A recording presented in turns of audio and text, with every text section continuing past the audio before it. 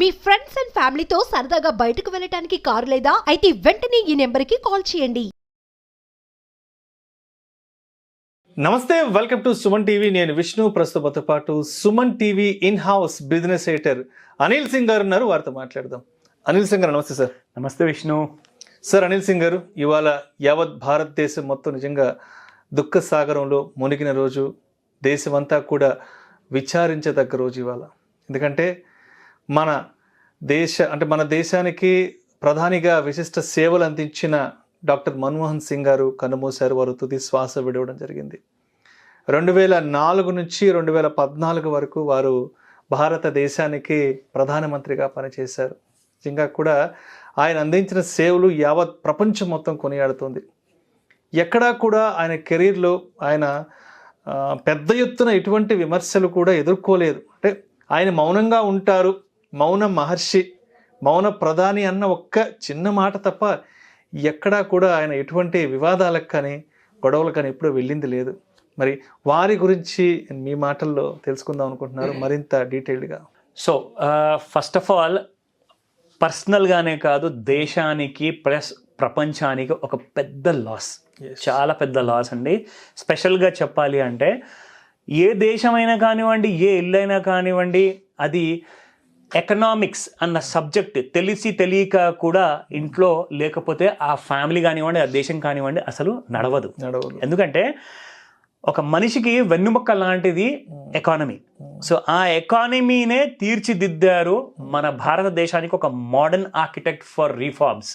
అంటే మన దేశానికి మన father of the nation Mahatma Gandhi గారు ఎలాగో, అలాగే డాక్టర్ బిఆర్ అంబేద్కర్ గారు మన రాజ్యాంగాన్ని సృష్టి క్రియేట్ చేశారు.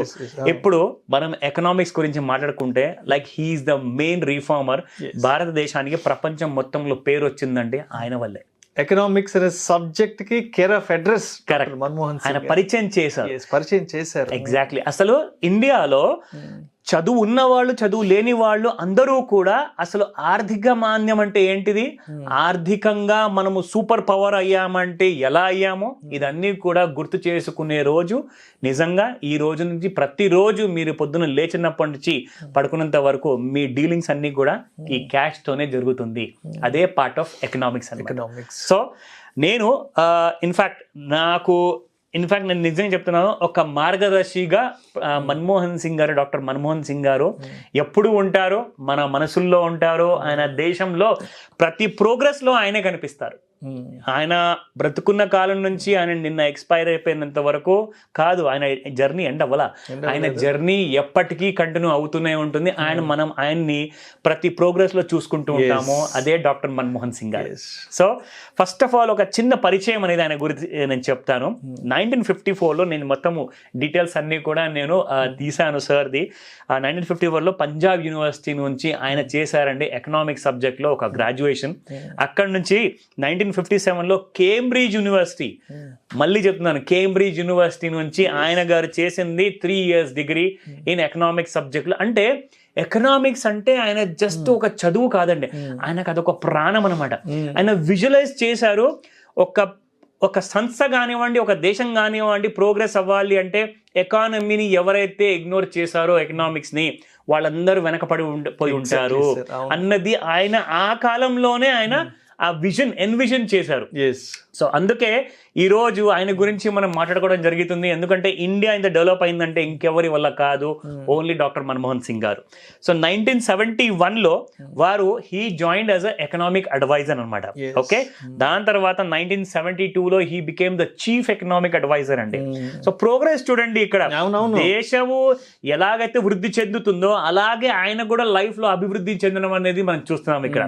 సో కమింగ్ టు 1980 and 82లో ప్లానింగ్ కమిషన్ కి ఆయన మెంబర్ అయ్యారు.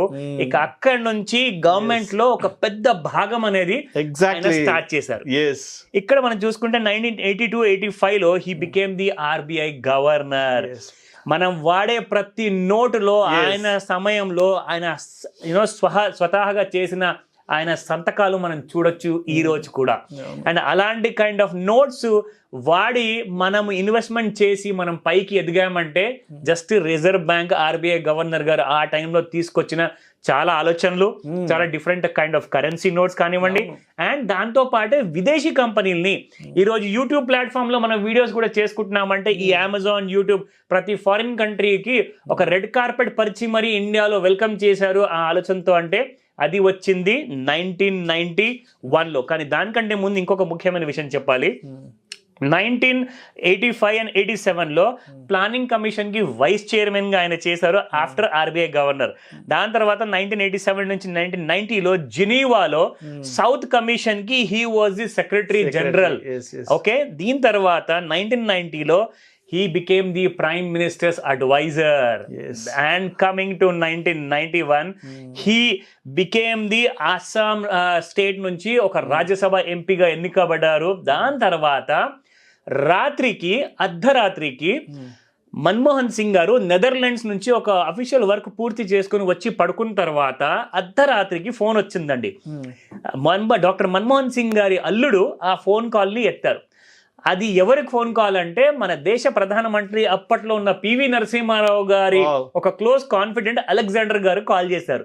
ఏమని, మామయ్య గారికి అర్జెంట్ గా ఫోన్ ఇవ్వండి అని చెప్తే డాక్టర్ మన్మోహన్ సింగ్ గారు విన్నారు. అది ఏంటంటే, సార్ మిమ్మల్ని యాజ్ అ ఫైనాన్స్ మినిస్టర్ గా క్యాబినెట్ లో మిమ్మల్ని ఇంక్లూడ్ చేయబోతున్నారు మన దేశ ప్రధానమంత్రి గారు. అంటే ఆయన ఏదో సీరియస్ గా తీసుకోకుండా నమ్మకుండా నెక్స్ట్ డే మార్నింగ్ అసలు ఆయన నమ్మలేకపోయారు. Next day morning as usual గా ఆయన ఢిల్లీలో ఉన్న ఆఫీస్లోకి వెళ్ళారు. అక్కడ అందరూ చెప్పారు, సార్ మీరు దయచేసి ఇప్పుడు వెళ్ళిపోండి, you are no more government employee but now you are going to become the finance minister of the country అనగానే హి వాస్ కంప్లీట్లీ షాక్డ్. అక్కడ నుంచి డైరెక్ట్ గా స్వేరింగ్ ఇన్ సెరమనీకి వెళ్ళేసేసి 1991 నుంచి 1996 వరకు he was the finance minister of India. అక్కడి నుంచి మొదలైందండి అసలు journey. భారతదేశానికి ఒక ఆర్థిక స్వర్ణ యుగం 1991 నుంచి ప్రారంభమైంది. That's a great period.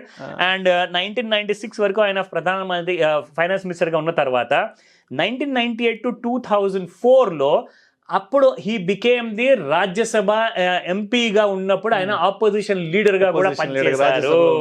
ఎందుకంటే అప్పట్లో ఆ టైంలో he was not in power, but ఆయన ఏ రాజకీయ పార్టీకి అతీతంగా ఉండకుండా he was only a lonely survivor and as a leader అండి. నిజంగా చెప్పాలి, రహితుడు.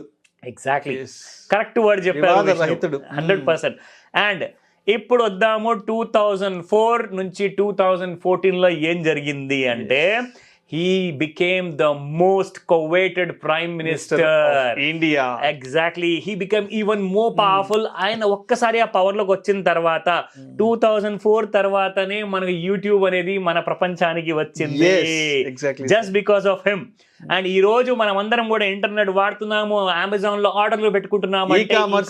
పెద్ద ఎత్తున ఒక భారతదేశంలో రెవల్యూషన్ రాగలిగింది అంటే అది ఆయన వల్లనే. 2004 ఆ తర్వాత నుంచి ఇంటర్నెట్ సేవలు అనేది ఫుల్ ఫ్లెడ్జ్డ్ గా మన ఇండియన్స్ కి చేరువడం జరిగింది. కరెక్ట్. అండ్ ఫోన్ మ్యానుఫ్యాక్చరింగ్ అనేది యాపిల్ కానివ్వండి, సామ్సంగ్ కానివ్వండి, ప్రతి దేశం నుంచి మ్యానుఫ్యాక్చరర్ ఇండియాలో రావడము, అమ్మడము. ఎందుకంటే India is the biggest consumption story అనమాట. అంటే మన దగ్గర ఉన్న 140 కోట్ల జనాభాకి అవసరమయ్యే అన్ని అవసరాలయ్యే ఇంపార్టెంట్ వస్తువులన్నీ కూడా ఇంపోర్టెడ్ కార్లు కానివ్వండి, ఇంపోర్టెడ్ టీవీలు కానివ్వండి, ఏసీలు కానివ్వండి, అన్నీ కూడా మన డాక్టర్ మన్మోహన్ సింగ్ గారు ఆ లిబరలైజేషన్ యాజ్ అ ప్రధానమంత్రిగా ఉన్నప్పుడు ఆయన తీసుకునే డెసిషన్ వల్లనే ఆయన రిజల్ట్ వచ్చింది. ఒక మాట చెప్పనా విష్ణు సార్, ఎప్పుడు అందరూ ఒకటే కంప్లైంట్ చేసేవారు, డాక్టర్ మన్మోహన్ సింగ్ గారు ఎప్పుడు ఆయన నోరు కదిపేవారు కాదనమాట. చాలా మౌన ముని, మౌన మహర్షి. Exactly, you know he is a silent సింగమ్ of modern reforms in India అంటారు అనమాట. ఆయన సైలెంట్ గా ఉండి భారతదేశానికి భావి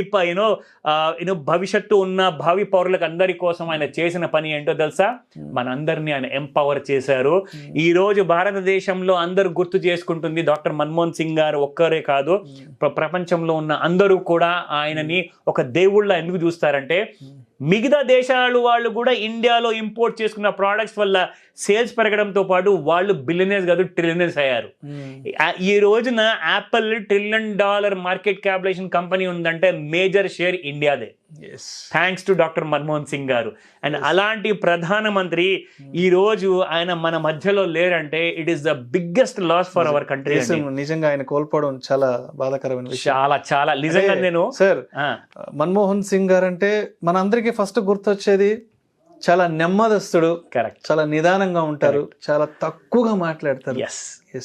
ఆయన తక్కువగా మాట్లాడతారు, ఎక్కువగా పని చేస్తారు.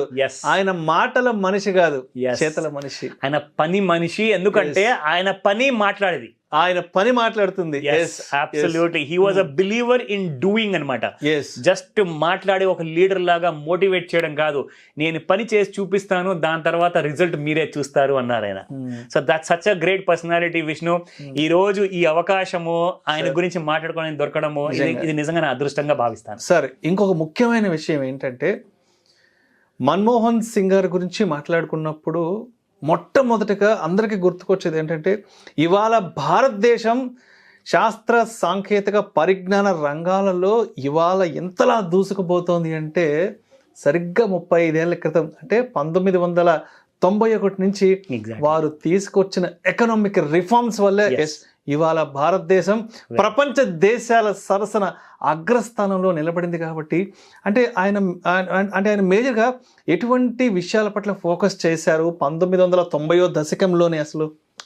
అబ్సల్యూట్లీ నిజంగా ఆయన ఒక గ్రేట్ విజనరీ అండి. అంటే రాబోయే 100 సంవత్సరాల్లో భారతదేశానికి ఏది కరెక్ట్ గా దొరికితే భారతదేశానికి పేరు వస్తుంది, భారతదేశంలో ఉన్న దేశంలో మన వాసులు ఎవరైతే ఉన్నారో సిటిజన్స్ అందరూ వీళ్ళందరికీ కూడా అలాంటి కైండ్ ఆఫ్ ఎంపవర్మెంట్ రావాలి అంటే through education, specially economic subject, పెట్టుబడి, మ్యూచువల్ ఫండ్, సిప్స్ కానివ్వండి, దాంతో పాటు స్టాక్ మార్కెట్ విషయానికి వస్తే తప్పకుండా మాట్లాడుకోవాలి.